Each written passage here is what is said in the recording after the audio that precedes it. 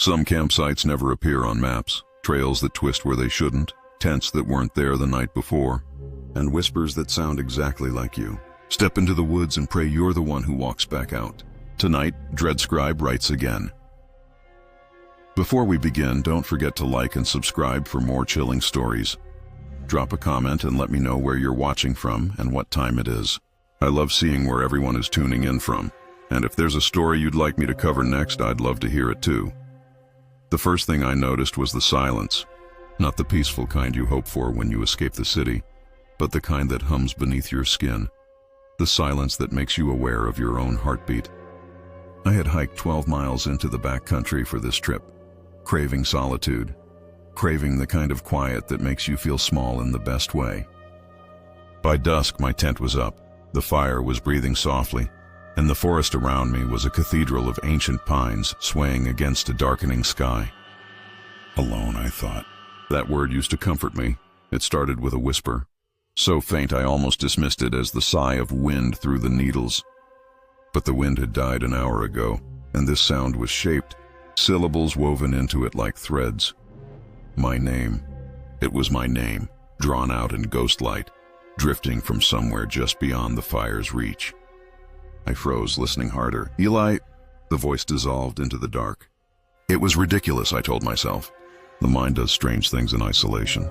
Auditory pareidolia, the brain's habit of turning random noise into familiar patterns. That had to be it. But the whisper came again. Closer this time, louder.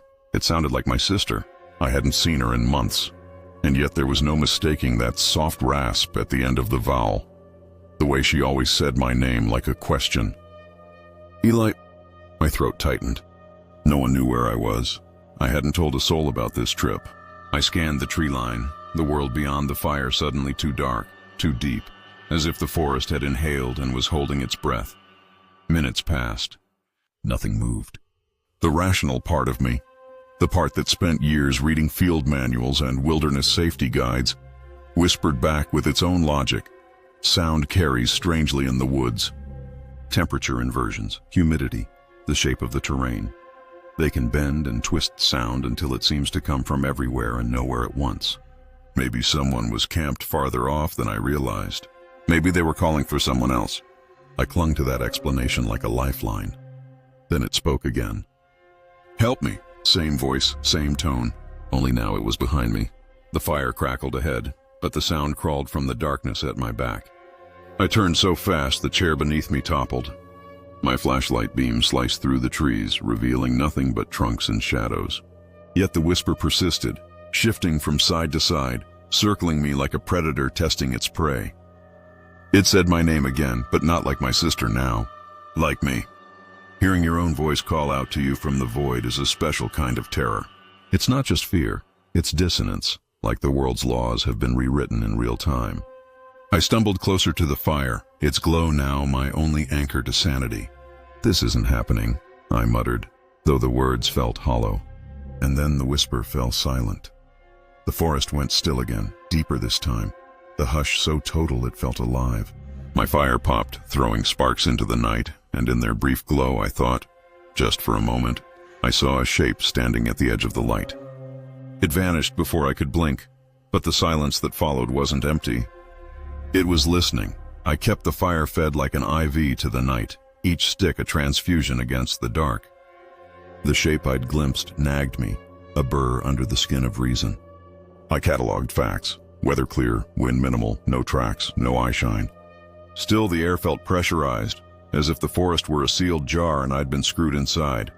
Solitude, once a balm, turned heavy. When the whisper returned, it didn't hang at the perimeter. It slid through the light like cold smoke and pooled beside my ear. My name again, slightly out of sync like a recording played late. Echoes usually degrade. This one adapted. I tested it. I spoke my name, then a childhood rhyme. The darkness replied in my cadence, learned the rhythm, shaved off the hesitation. A mirror was forming out there. Panic begged for a sprint into the trees, yet training insisted on containment. I widened the fire ring, moved my pack, staged my map and compass. The motion steadied me like stitches holding a wound. Could inversion layers carry a voice with timbre intact? Could a predator mimic phonemes the way some birds do? But the night began to mimic me. When I whispered, it whispered cleaner. When I fell silent, it breathed. Then came a smell, not rot, but scorched, as if a wet log had been pressed to an iron skillet. Heat brushed my shins while a cold line traced my neck. Beyond the fire, impressions dimpled the duff where no feet had stood. A soft sag in the needles, human in scale. The light wobbled there like air over a highway. I asked before I could stop myself what it wanted. My voice answered from the dark. Warmth. The word thudded into me. Warmth, not blood. Not fear, a simple physics. I fed the fire higher, though my hands shook like leaves rehearsing an old storm. I recalled a lecture on bioacoustics, animals sampling sound to build a map, like bats sipping echoes. What if something here sampled us, a bat in the understory? And if it learned, could it hunger for more than heat? I laid the emergency blanket like an altar. Slowly I backed from the flame and wrapped the crinkling sheet around my shoulders, conserving heat, scent, breath. The whisper thinned, uncertain, as if the algorithm lost data. The impression in the needles shifted, nearer the embers, and the fire bowed toward it in a low orange lean. With a soft sigh, the present settled by the stones. Dawn drained the black from the trees one vein at a time. The forest exhaled. Birds stitched sound back into the branches. When I finally stood, knees buzzing like tuning forks, I saw it. Something was gone. Not my gear, not tracks. My chair, toppled before, was upright now, pulled to the ashes, as if a guest had sat by the coals, listening to me breathe. I doused the pit and shouldered my pack, but the realization settled like the last ember under ash. Some forests don't only echo, they learn. They borrow a syllable, then a heartbeat, then a seat by your fire. When you leave, they keep a version of you, light as smoke, patient as moss, waiting. I left, but something in me stayed to keep listening there overnight. We had hiked 12 miles into the Rockies, chasing that primal feeling of remoteness you can't fake closer to civilization. There were 4 of us, me, Caleb, Mara, and Jonah. Friends since college, now scattered by work and distance, trying to stitch old threads together over a long weekend under open sky. By nightfall, the fire was a low orange pulse, our tents clustered in a loose semicircle like petals around a flame. The air smelled of pine sap and cooling earth, and beyond the flicker of light, the forest stretched infinite and unbothered. It felt like the world had folded in on itself, leaving only us and the silence. Caleb joked that we were probably being watched. It was the kind of easy banter you throw around when the night feels too still. But when I turned toward the dark, it didn't feel like a joke. There's a way the woods look at night, not empty but waiting. Every shadow holds its breath. Every rustle sounds intentional. I shook it off, blaming exhaustion and the altitude. By midnight, we retreated to our tents, lulled by the rhythmic chorus of wind through branches. Morning shattered the illusion. Mara's scream dragged us from sleep, and when I stumbled into the clearing, the world no longer made sense. Caleb's tent was gone, not collapsed, not torn, gone.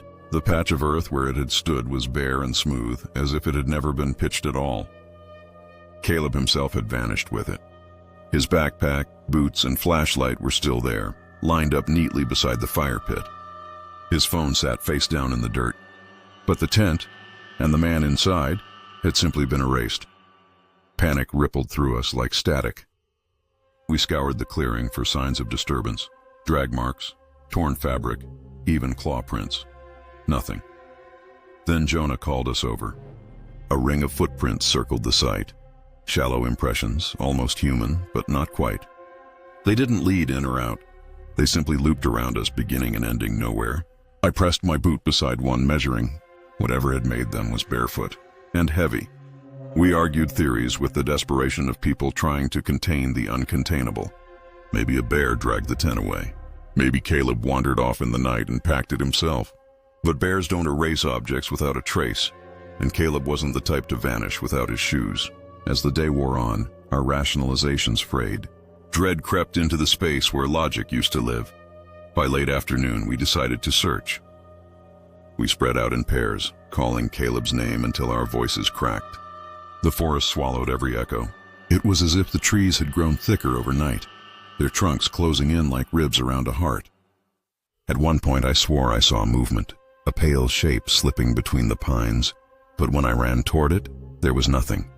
only the sound of branches brushing against each other, whispering in a language older than ours. We regrouped at camp, shaken and empty-handed.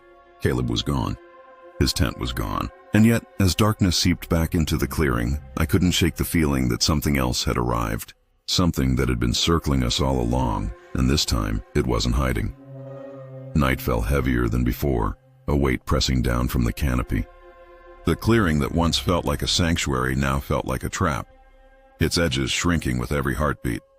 We kept the fire raging, its glow a fragile defiance against the dark, but none of us spoke much. Every snap of wood, every shift of wind made us flinch. It wasn't just fear of losing Caleb anymore. It was the creeping suspicion that we were being studied. Like animals in an enclosure, we were no longer explorers here. We were the observed. Sometime past midnight, Mara shook me awake. Her flashlight beam trembled as she pointed toward the tree line. "Look," she whispered. At first I saw nothing but blackness and branches, then movement, slow and deliberate. A shape, vaguely human, standing just beyond the light. It didn't move closer, didn't retreat. It simply watched. I blinked and it was gone. Jonah swore we'd imagined it, but none of us could sleep after that. We stayed huddled around the fire, our backs to each other, watching the forest breathe. The next morning brought no answers, only more questions. New footprints had appeared overnight, circling the camp again. They overlapped with the old ones, weaving a perfect ring around us, as if something had paced the perimeter for hours. And this time there was a second ring, smaller, tighter, closer. My stomach turned. Whatever it was closing in. We argued about leaving. Mara wanted to pack up immediately and hike back to the trailhead. Jonah refused, convinced Caleb might return. I stood between them, torn. Every instinct screamed that something unnatural was happening, something beyond the reach of logic. Yet leaving Caleb behind felt like betrayal. In the end, fear made the decision for us. As we debated, a sound drifted from the woods, soft at first, then unmistakable. A voice. Caleb's voice. "Guys? Over here!" It was distant but clear, threading through the pines. We froze. The voice came again, closer now, but wrong. The cadence was off, too measured, too deliberate. "Help me!" Jonah bolted toward it before we could stop him. Mara shouted after him, but the forest swallowed her voice. I grabbed my pack and flashlight and followed, crashing through the undergrowth until the clearing was a faint orange glow behind me. The voice led us deeper, always just ahead, always retreating when we neared. Then it stopped. The silence was so sudden it felt physical, like walking into a wall. My breath hung white in the cold air. There was no sign of Jonah, no footprints, no broken branches, just emptiness. I stumbled back to camp hours later, alone. Mara was gone too. Only one tent remained, mine, and it stood open and empty, as if waiting. The fire had burned to ash. The ring of footprints now pressed right up against the fabric of my shelter. Something had come closer while I was gone. I didn't sleep that night. I sat awake until dawn, gripping a flare in one hand and a knife in the other, staring into the tree line. Nothing moved. Nothing spoke. But I felt it, that same gaze, ancient and patient, watching from somewhere I couldn't see. By morning, I was the only one left. The trail back felt endless, and the silence that followed me was deeper than any I'd ever known. Search teams combed the area for weeks. They found no tents, no bodies, no footprints beyond the clearing. It was as if my friends had never existed at all. Some say the forest reclaims what enters too deeply. Others believe something older lives among those trees, something that collects rather than kills. I don't know which is true. All I know is that the woods were silent when I left. Not empty, not mourning, just satisfied. There's a rhythm to the wilderness that you only learn by living inside it. The groan of pines bending under wind, the low chatter of ravens above the canopy, the way twilight doesn't fall here so much as it seeps, like ink finding every hollow. I had spent 6 seasons as a ranger in this stretch of backcountry, and in that time I'd come to know the land like a pulse. Steady, ancient, predictable. That's why, on that October night, I noticed the silence before anything else. It wasn't a gap in sound. It was a held breath. I was stationed alone at Firewatch Point, a wooden tower perched above miles of untouched forest. Most nights I loved the isolation. It felt like existing in a time before language. But that night, an unease crept in, the kind that sticks behind your ribs and refuses to leave. Around 2 a.m., I stepped out onto the platform to clear my head. A thin veil of mist clung to the treetops, silvered by a near full moon. That's when I saw them. 2 pinpricks of pale light hovering among the pines. They blinked, slowly, deliberately. At first I thought they were an owl's eyes catching moonlight. But they were too far apart, too high, and they didn't move the way eyes should. They didn't flit or dart. They studied. I felt pinned to the spot like a moth under glass. For reasons I couldn't explain, I whispered into the night, "Who's there?" The forest answered with silence. The eyes blinked once more, and then were gone. I stayed on the platform long after, scanning the tree line with my binoculars, switching between night vision and naked eye. Nothing. Eventually, I told myself I'd imagined it, that exhaustion was warping branches into faces, a trick as old as the woods themselves. But as I turned to head back inside, the radio crackled with static, sharp and sudden, though I hadn't touched it. A single word hissed through the interference. Watching. I didn't sleep. Instead, I combed the area at dawn, descending from the tower and moving through the underbrush with slow, measured steps. No tracks, no scat, not even disturbed soil. It was as if the forest had erased all evidence of the night before. Yet I couldn't shake the sensation of being followed. Every so often I'd stop and the woods would stop with me. No birds, no squirrels, just the whisper of leaves shifting when nothing touched them. By afternoon, I began questioning myself. Maybe it had been nothing. Stress, sleep deprivation. The human brain, after all, is hardwired to find patterns, to see faces in shadows and meaning in noise. But just as I was starting to believe that, I looked up from the trail and froze. The eyes were back. This time they were closer. Same height, same deliberate blinking, but closer to human than anything I'd seen. My pulse hammered in my throat. I took a cautious step forward, and they vanished again. Not with the speed of flight or the rustle of retreat, but with the stillness of something choosing to stop being seen. I should have turned back. But curiosity, sharp as a blade, pulled me deeper into the trees. And with every step, that terrible feeling grew stronger. Whatever was out there wasn't hiding. It was waiting.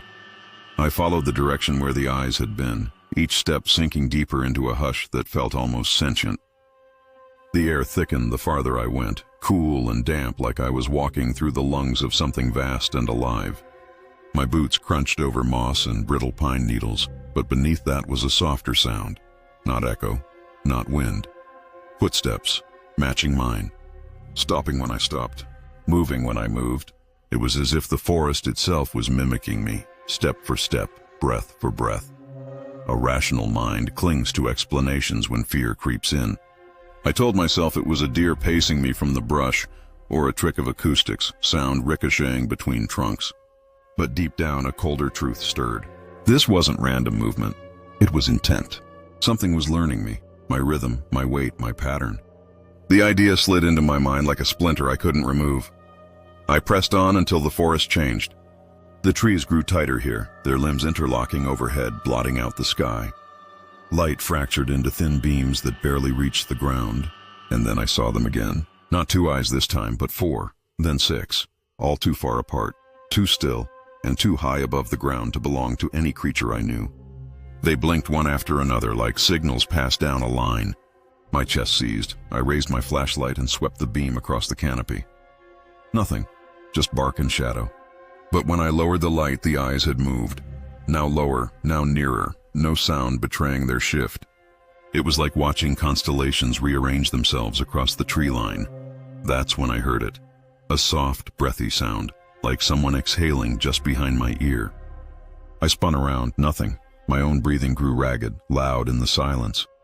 Then the word came again, faint, barely formed, the same one I'd heard on the radio. Watching. Only this time it wasn't through static. It was from the trees. I stumbled back, pulse thundering, logic fracturing. Eyes that didn't belong, voices without mouths, footsteps that mirrored my own. Every explanation I'd ever trusted, biology, physics, reason, buckled under the weight of something older, something that didn't care if I believed. And somewhere in the panic, a realization struck me like lightning. This wasn't a hunt.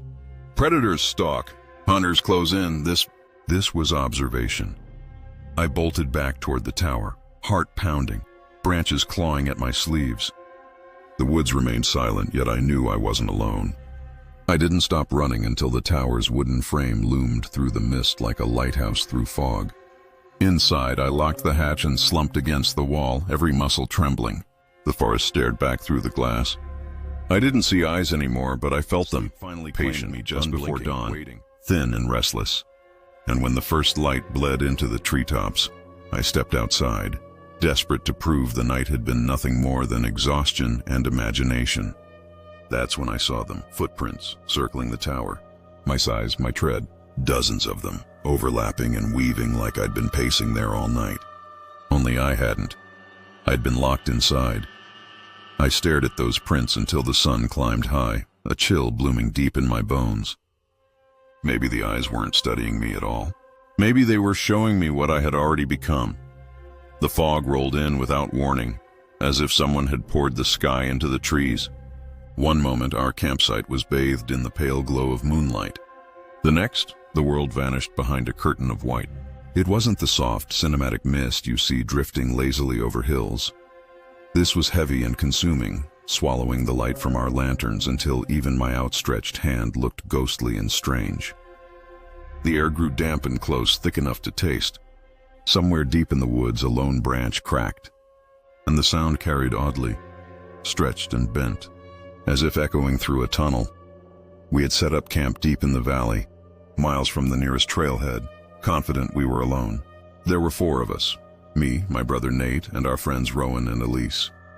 The trip was meant to be simple, 2 nights under the stars before winter locked this place away. But the fog changed everything. It warped the space around us. Shadows elongated, sounds folded back on themselves, and our familiar little clearing felt like foreign ground. Nate tried to laugh it off, saying fog was just water vapor, nothing sinister. But the way he kept glancing over his shoulder betrayed the unease gnawing at all of us. By midnight, the fire was no longer a comfort. Its light barely reached beyond the ring of stones, and the mist seemed to absorb its warmth. Elise swore she heard footsteps circling the perimeter.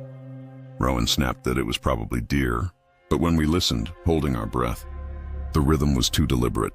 2 steps, then a pause, then 2 more, as if someone were pacing just out of sight.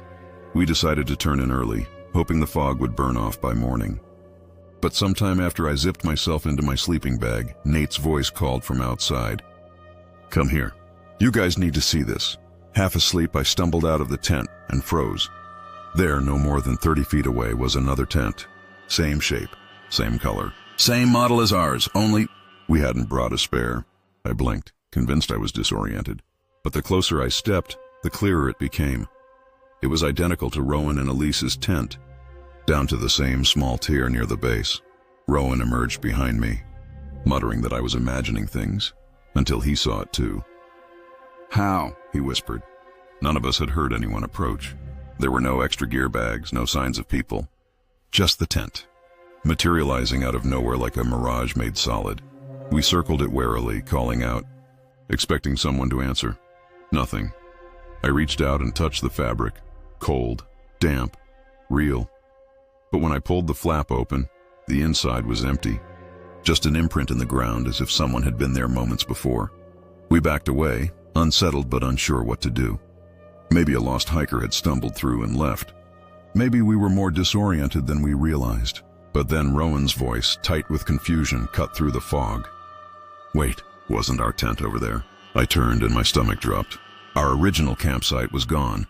Where our tents had stood only minutes ago, there was now nothing but pale, unbroken fog. No gear, no fire pit, no familiar markers of our camp, just an open clearing that felt foreign and wrong. The 4 of us stood frozen, our breath clouding in the damp air, the silence pressing down like a weight. "We're turned around," Nate said finally, his voice too loud in the muffled stillness. We wandered off course, but even as he said it, we all knew that wasn't true. None of us had taken more than a few steps from the original site. We hadn't walked far enough to lose it, and yet it was gone. We fanned out in a slow, careful sweep, calling out to each other, to anyone. Each time we tried to orient ourselves, the fog shifted, swallowing shapes and spitting out new ones. That was when Elise spotted another tent through the mist. then another. At first we thought we'd looped back to the same one, but these were arranged differently, clustered in strange, uneven patterns. Some were upright, some collapsed, some slashed open like something had clawed its way out. All of them were identical to ours. A sick realization settled over me. They weren't multiplying in one place. They were appearing.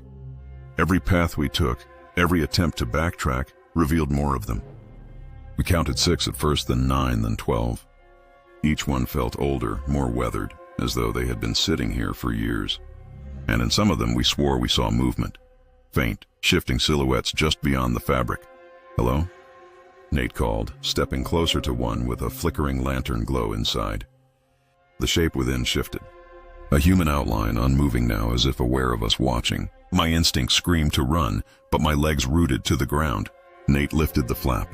Empty, just air and cold earth. The light vanished too, as though it had never existed. Our panic fractured into desperation. We marked trees with our knives, only to find the marks gone minutes later. We tied a rope around a trunk and followed it like a lifeline. But the rope led us back to where we'd started, or what looked like where we'd started. The tents had changed positions again, and there were more now.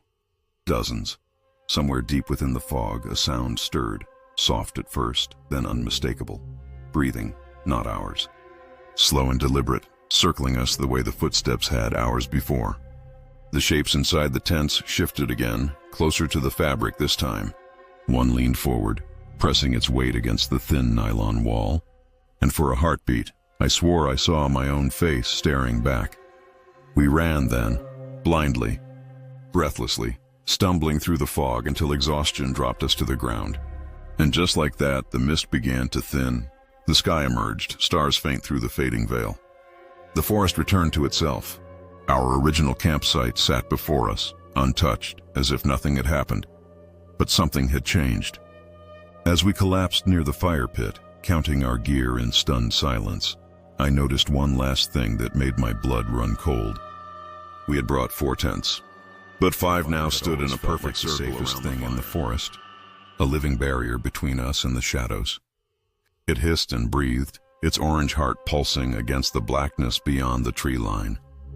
That night, as we sat around the ring of stones, it seemed to burn brighter than usual, its flames twisting higher, leaning closer, as if eager to listen to our stories.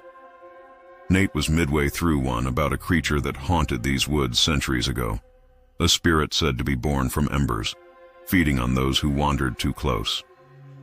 We laughed at the absurdity, poked holes in the legend, and passed around a flask, but even as I smiled, I couldn't stop staring at the fire.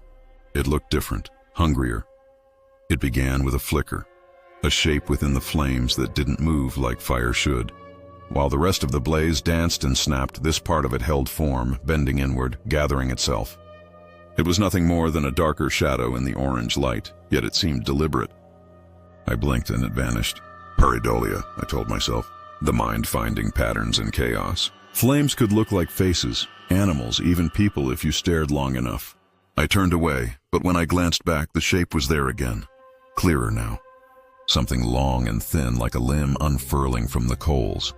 It stretched upward, jointed and sinewy, and as it rose, the fire dimmed around it, like it was being drained.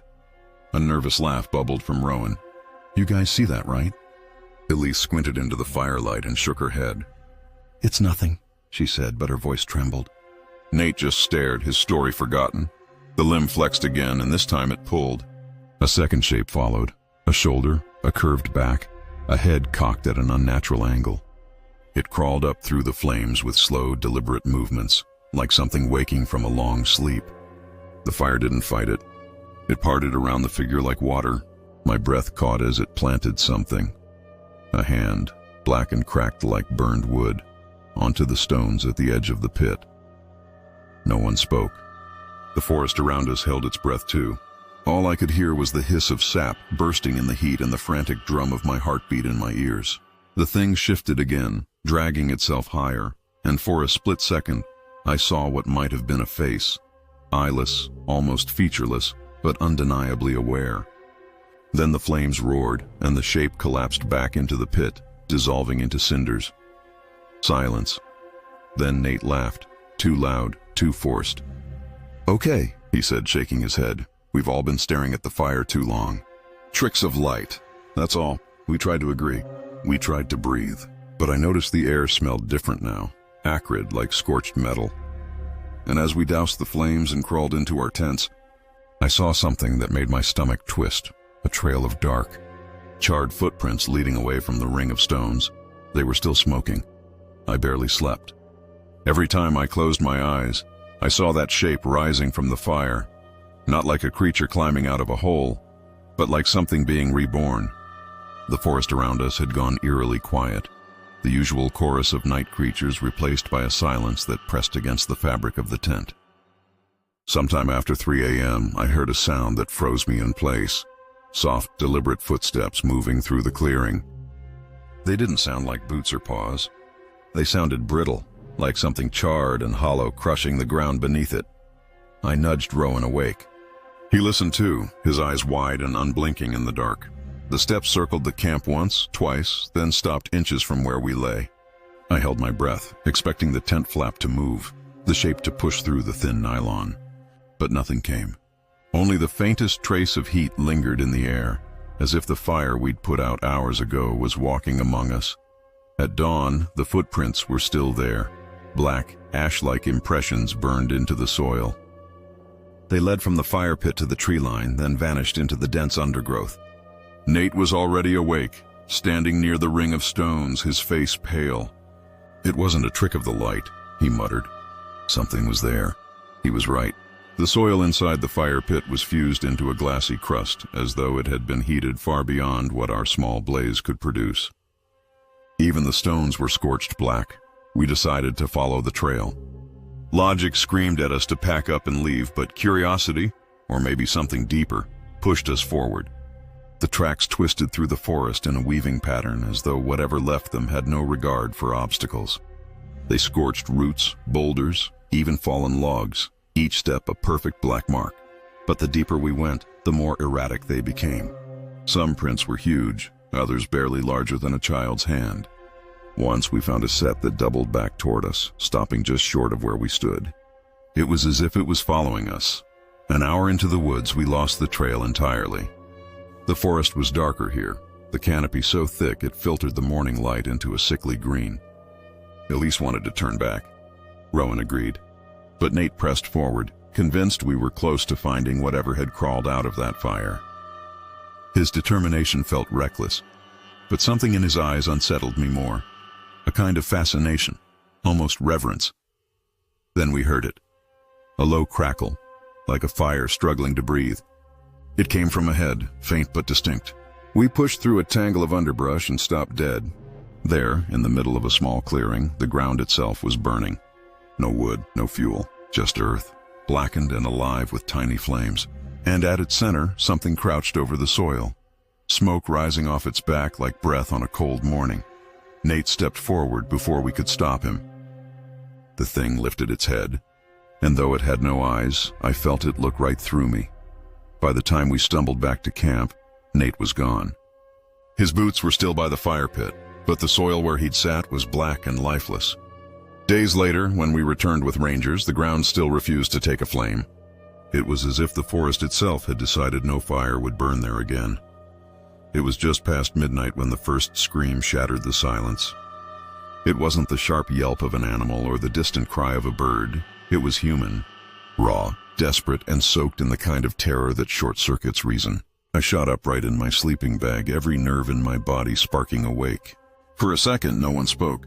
Then another scream tore through the night, closer this time, ragged and pleading. It sounded like someone was being torn apart just beyond the tree line. We stumbled out of our tents, hearts hammering, flashlights trembling in our hands. The forest was a skeletal maze under the thin sliver of moonlight, branches clawing at the night sky like blackened fingers. "Hello?" Nate shouted into the dark.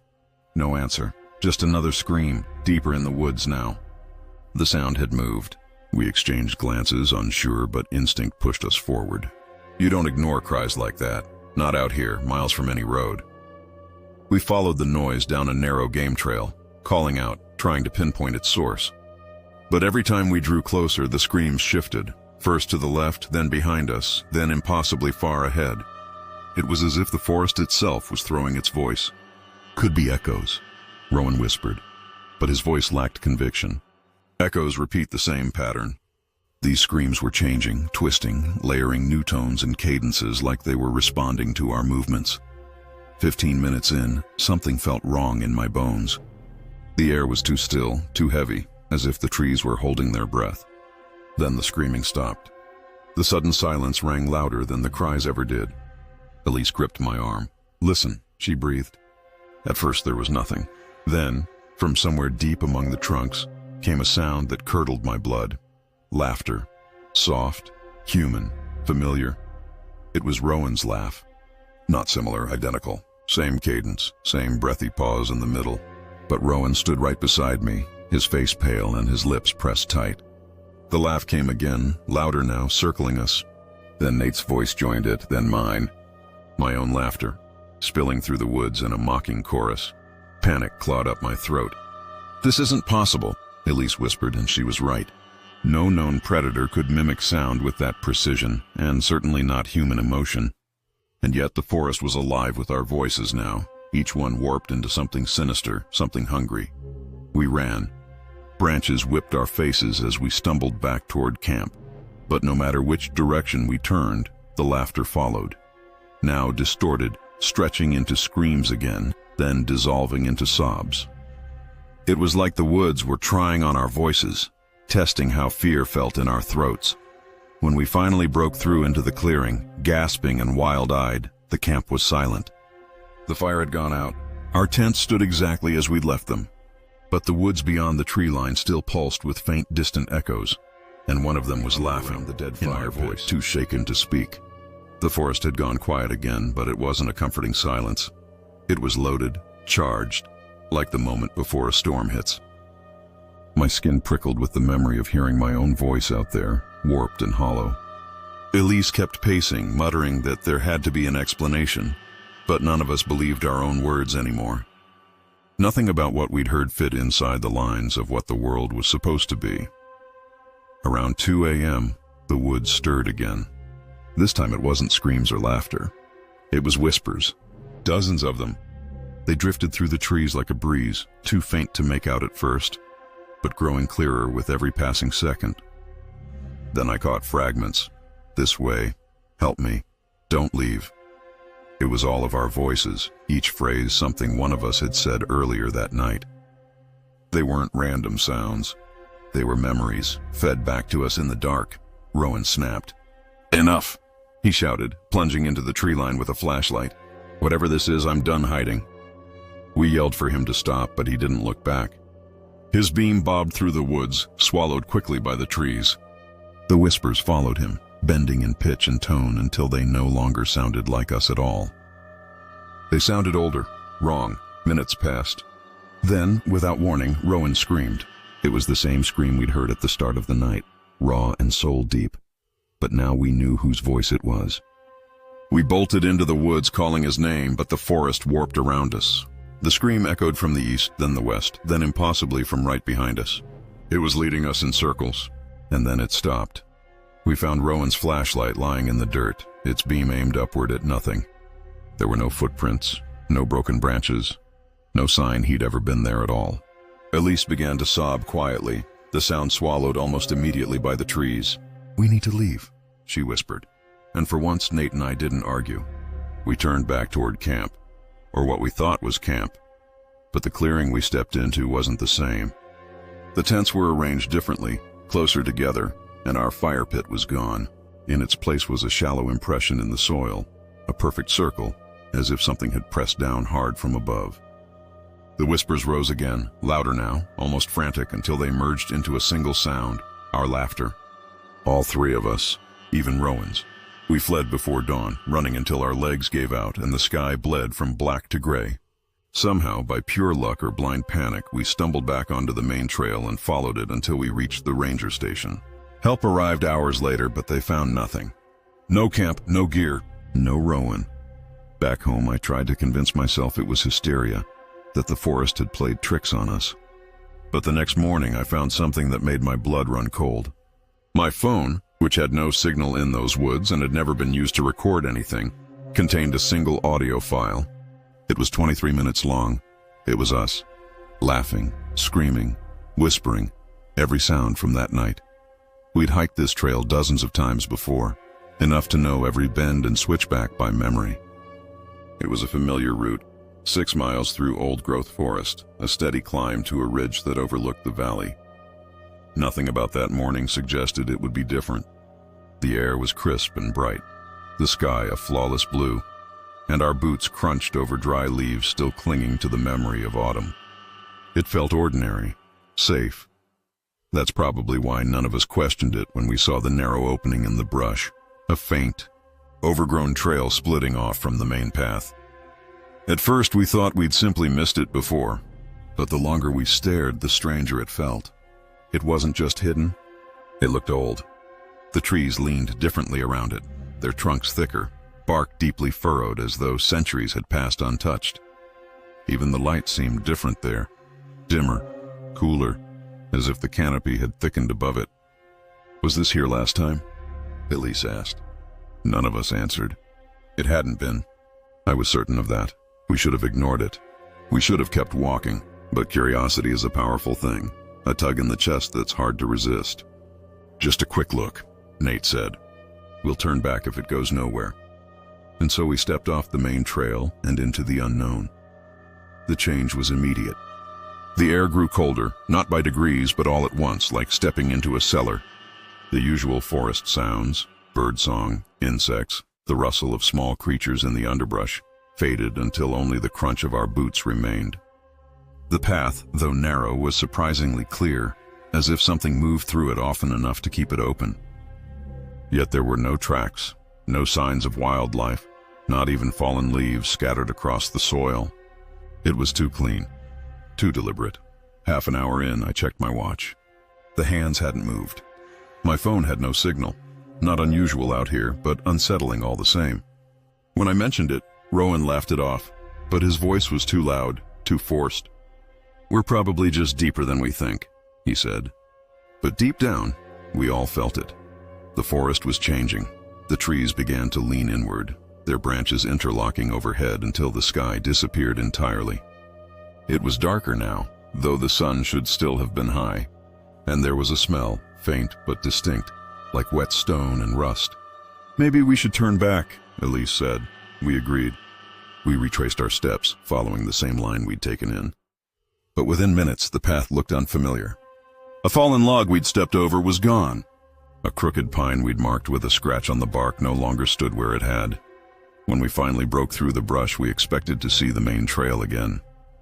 Instead, we stepped into another clearing, one we'd never seen before. The path behind us was gone. The way ahead twisted deeper into the trees, and somewhere, far off in the silence, something moved. We stood there, staring at the clearing that shouldn't exist, our breaths misting in air that felt too cold for the season. It was as if we'd stepped into another forest entirely, one that mimicked the world we knew but got the details slightly wrong. The canopy was denser here, swallowing most of the daylight. The ground was carpeted in moss so deep it muffled our footsteps, and the air carried a metallic tang that clung to the back of my throat. Nate tried to joke that we'd just taken a wrong turn, but no one laughed. We knew where we'd been, and we knew this wasn't it. We decided to keep moving forward, reasoning that the path had to connect back to the main trail eventually. But the deeper we went, the stranger things became. Time slipped. At first it was subtle, my watch ticking slower than my heartbeat, but soon it was undeniable.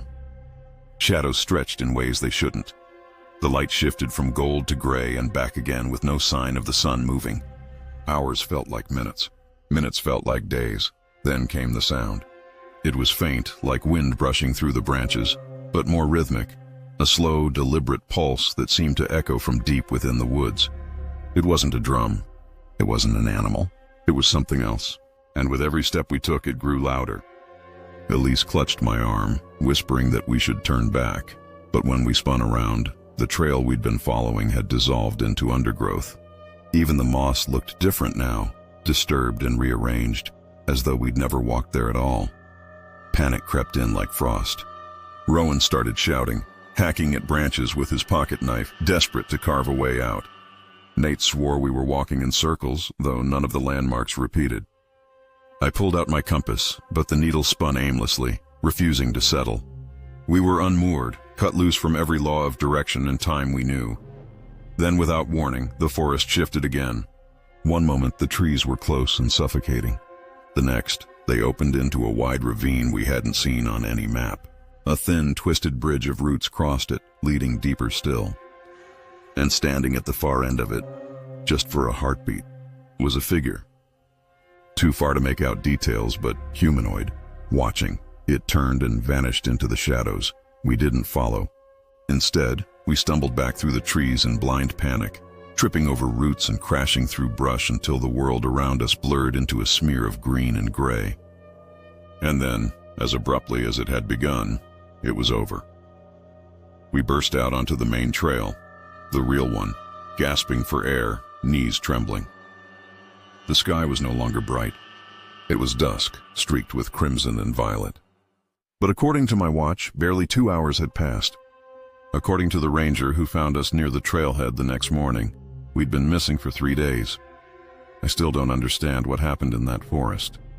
Maybe we slipped into some forgotten hollow of the world, a place that doesn't obey the rules we know. All I know is that the trail we followed isn't there anymore, than any of us expected. Some nights. One moment the forest was calm, the next it was howling with a violence that felt almost deliberate. Sheets of rain slashing through the canopy, branches snapping like brittle bones. Our tents folded under the weight of water, gear scattered into the mud. By morning the campsite was unrecognizable, a churned mess of wet nylon and broken poles. Exhausted, soaked and cold, we made the decision that felt obvious. We had to find shelter. That was when we saw it. Through the thinning rain and rising mist, a structure emerged where there had been only trees the day before. A cabin, small, weathered, and standing perfectly still among the dripping pines. At first we thought we'd gotten turned around in the storm, that we'd wandered near private land. But I checked the map twice. Nothing, no structures for miles. Maybe it's abandoned, Rowan said, voice trembling more from hope than certainty. Abandoned or not, it was our only option.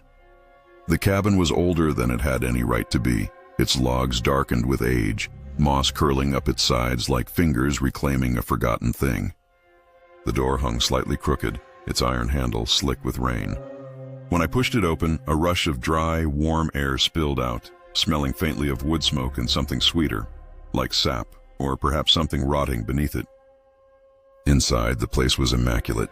A small table with 4 chairs, a cast-iron stove, neatly stacked firewood, even mugs on a shelf as if waiting for guests. "This shouldn't be here," Elise whispered. And she was right. It felt staged, like a set built for us. We hung our soaked clothes near the stove and tried to settle in, but unease clung to the air. There was no dust on the furniture, no cobwebs in the corners, nothing to suggest anyone had lived here, or hadn't, for years. Then I noticed something stranger. On the table sat a small leather-bound journal. Its pages were empty, save for a single line written in shaky ink. "Don't leave after dark." We laughed it off as some local superstition. But when Rowan went to fetch water from the creek, he returned pale and rattled. "The trail's gone," he said. Like, gone. I walked for 20 minutes and ended up right back at the door. I tried it myself. No matter which direction I walked, the cabin always appeared again, its door slightly ajar as if waiting. As night fell, the forest grew unnervingly still. The wind had died, and even the insects were silent. Inside, the cabin's warmth felt less like comfort and more like containment. That's when Elise noticed the shelf by the window, a collection of small objects we didn't recognize. A torn photograph, a key, a charm bracelet. One by one, we realized each object was tied to something that hadn't happened yet. Nate's bracelet still on his wrist. A key to a car Rowan hadn't bought. The cabin wasn't a refuge. It was anticipating us, and outside, in the darkness, something was moving. We pressed ourselves against the cabin walls as the sound outside grew clearer. Not footsteps exactly, but a rhythmic scraping, as though something dragged its weight across the wet earth.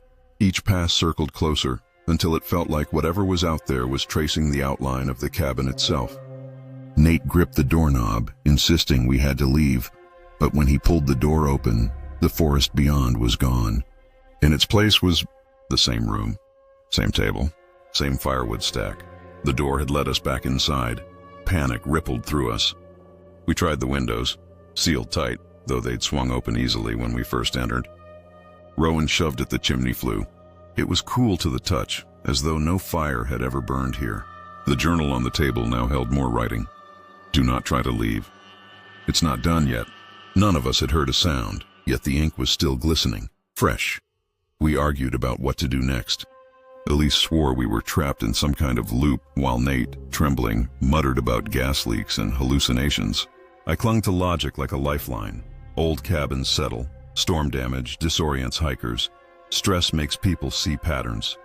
But logic had no explanation for what happened next. The door creaked open on its own.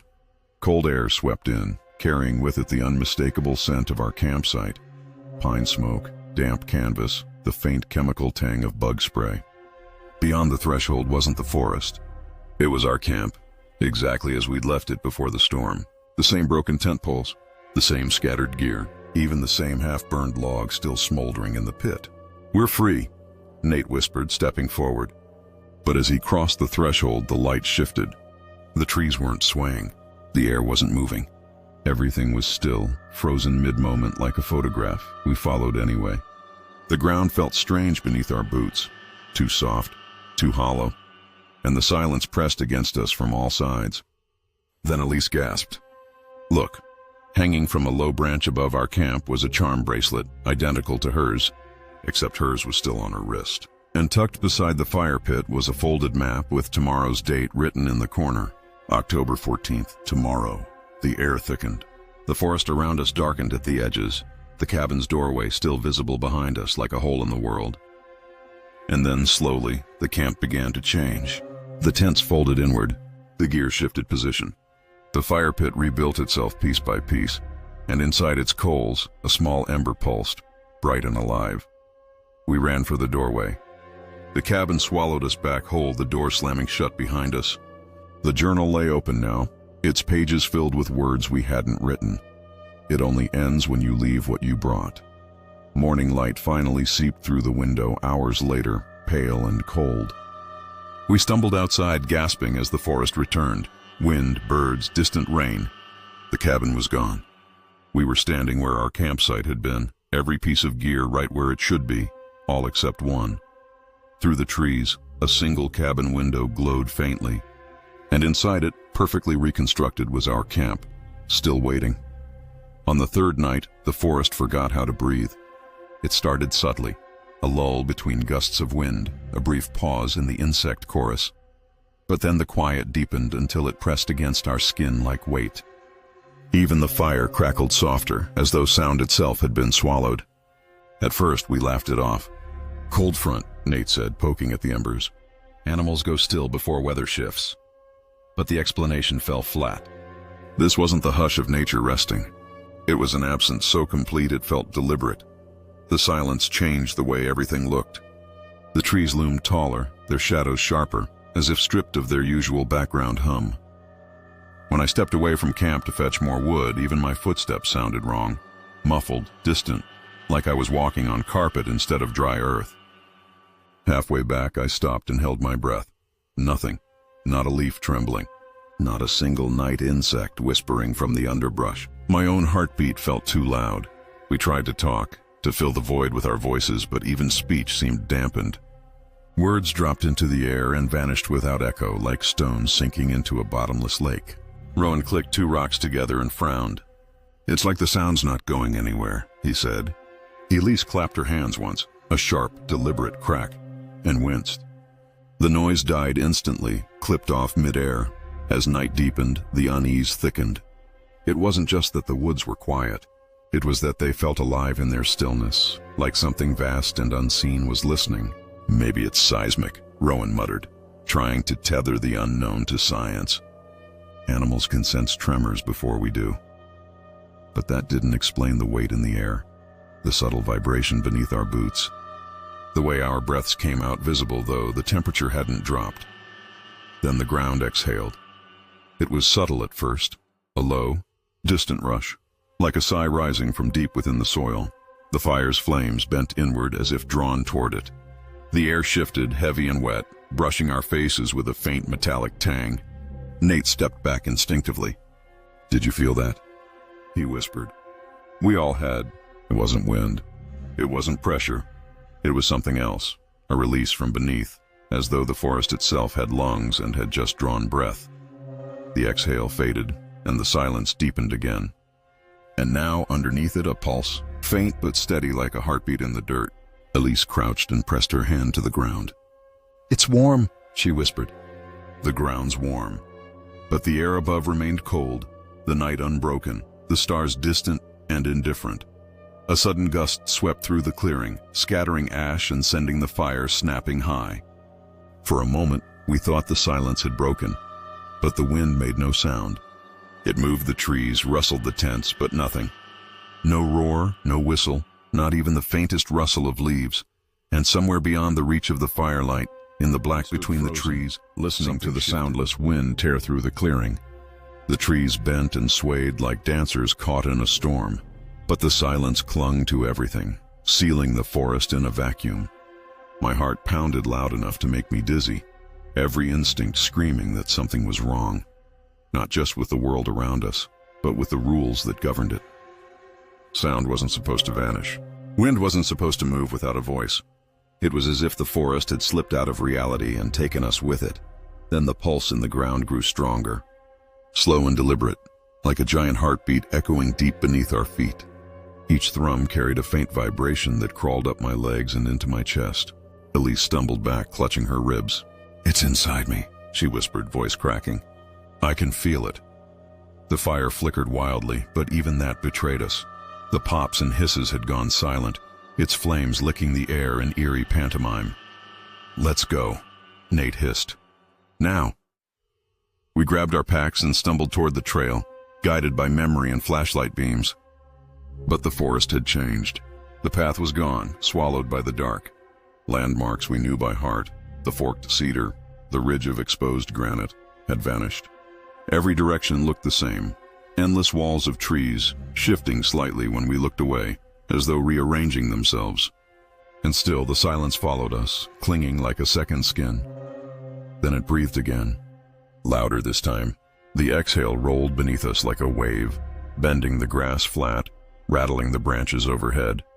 It was closer now, not from the earth but from around us, as if the forest itself was inhaling and exhaling, drawing us deeper into its lungs.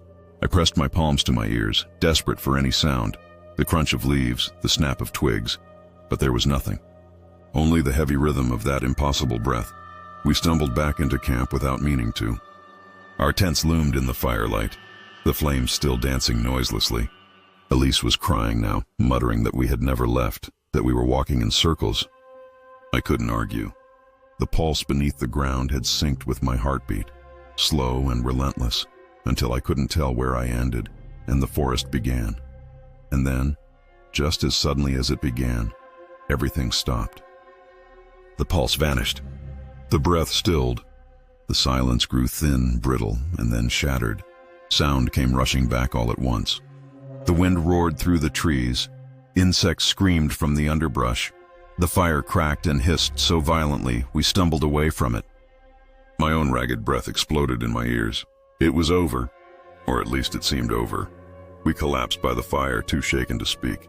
None of us slept. At first light, we packed and left without a word, following the trail back to civilization. But something was wrong. My watch claimed it was Sunday. The ranger at the trailhead said it was Wednesday. We'd been gone 3 days. The forest has been alive longer than anything we know. Maybe it isn't just a collection of trees and soil. Maybe it's a single breathing organism, and we spent the night inside its chest. And though sound has returned, the world hasn't felt the same since. Every breeze carries a faint rhythm. Every silence feels like it's waiting. And sometimes, if I stand still long enough, I swear I feel the ground breathe. There's an old superstition among hikers, an unspoken rule passed down in whispers around campfires. If you hear your name called in the forest, don't look back. It's meant to be a joke, a bit of backcountry folklore to spook newcomers.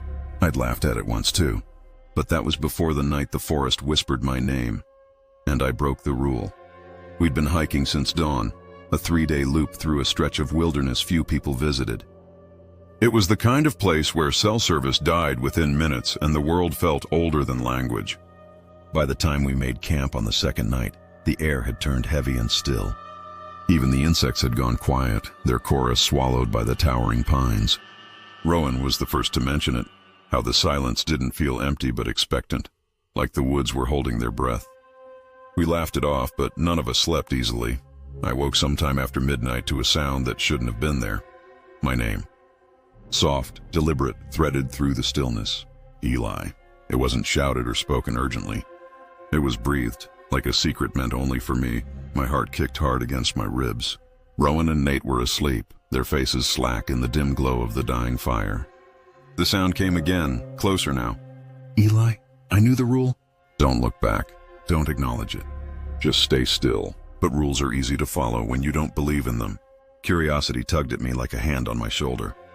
Maybe one of them was awake, playing a prank. Maybe I was half dreaming.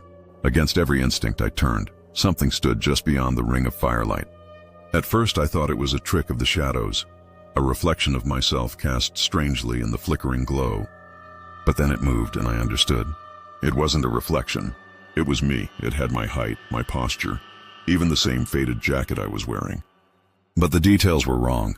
Its eyes were too wide, its smile too thin, its head tilted at an unnatural angle, as if it were learning how to wear a human shape. And it was smiling at me. Not kindly, but knowingly, like it understood something I didn't. My breath locked in my chest. The thing didn't move closer. It just watched, as if waiting for me to speak. Then, as quickly as it had appeared, it stepped backward into the dark, its grin the last thing to fade. I stared into the emptiness long after it was gone, every instinct screaming at me to run. But run where? The forest stretched in all directions, the night thick and endless. When I finally turned back toward camp, something subtle had shifted. The tents looked slightly off kilter, the fire lower than it should have been. And for a moment, just a heartbeat, I could have sworn Rowan's sleeping face wore that same too-wide smile. I didn't sleep after that. I sat upright until dawn, staring into the trees where the thing with my face had vanished. The forest looked normal in the daylight, ordinary, almost peaceful, but I couldn't shake the feeling that something was watching from just beyond what my eyes could reach. When I finally told Rowan and Nate what I'd seen, they laughed it off, blaming exhaustion or a vivid dream. "You probably just scared yourself," Nate said. But as we broke camp, I noticed him watching me differently, lingering a second too long, like he was trying to see if I was still me. We set off toward the trailhead, eager to finish the loop and leave the unease behind. But the woods didn't let us go easily. The trail, which had been clear and familiar the day before, seemed to twist and change beneath our feet. Landmarks vanished. Fallen logs we'd stepped over were gone. At one point, we walked for an hour and ended up back at the same clearing where we'd started. It was as if the forest was folding in on itself, or worse, folding around us. By midday, tension gnawed at us. Rowan snapped at Nate for stopping too often, and I caught myself checking their faces, their hands, their gait, searching for any sign that they weren't what they seemed. That's when I heard it again. My name, Eli, but this time it wasn't behind me. It was ahead. And it wasn't just one voice, it was two, perfectly overlapping, both mine. The trees seemed to lean closer as I stepped forward, drawn by the sound. Nate shouted for me to stop, but his voice felt distant, hollow. Then, through a break in the trees, I saw movement. Two figures walking parallel to us on a faint trail I hadn't noticed before. One of them was me, not the thing from last night. This version walked naturally, even turned its head in the exact way I do when checking my surroundings. And beside it, Rowan and Nate, or things wearing their shapes. They were laughing, talking, moving ahead as if we were still together. And then, in perfect unison, they all turned and looked directly at me. I stumbled backward, gasping, and when I blinked, they were gone. Rowan grabbed my arm, demanding to know what I'd seen, but I couldn't explain it. How could I? I wasn't even sure I was real anymore. Somewhere between terror and disorientation, a darker thought took root. What if we hadn't been us since last night? What if we'd already looked back? The rest of the hike blurred into fragments. Panic, shouting, A frantic push through the trees until the trail finally spilled us out onto the gravel road leading back to civilization. Relief should have followed, but it didn't. Something inside me felt wrong, off balance, like a puzzle with one piece jammed into the wrong place. Back home, friends swore they'd seen me days earlier. One said we'd had coffee. Another claimed I'd texted them from town. I had no memory of any of it. And late that night, when I finally stood in front of the bathroom mirror, I understood why. The reflection staring back smiled before I did. Subscribe, if you dare.